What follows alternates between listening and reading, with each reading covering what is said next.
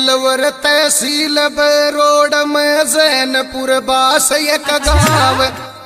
अरे पिता राम सिंह माता चिड़िया देवी के शेर योजन में छो जैसे राम वीरा बाबा ये मोहन राम चिरमई माथार पर आई महाकाल दीवाना जाग कर थारी दशा पूछन ठाई।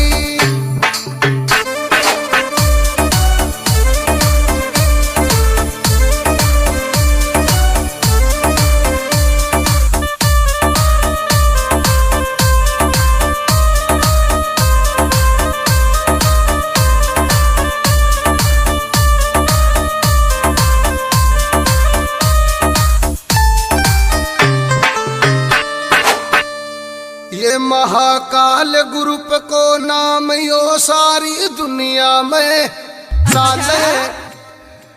अरे जस राम बाई का नाम सुए दुश्मन थर थर कांपे।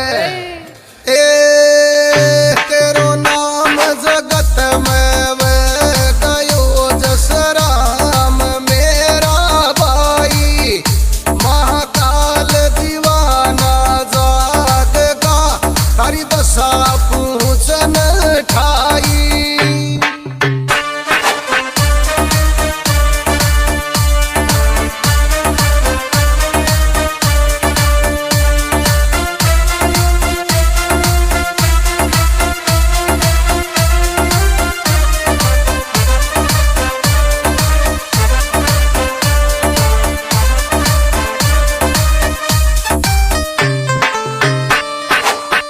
सरपंच बन्यो 10 साल तक वो सेवा खूब निभाई। ये दुश्मन को तो दुश्मन छो पण बाया को छो भाई।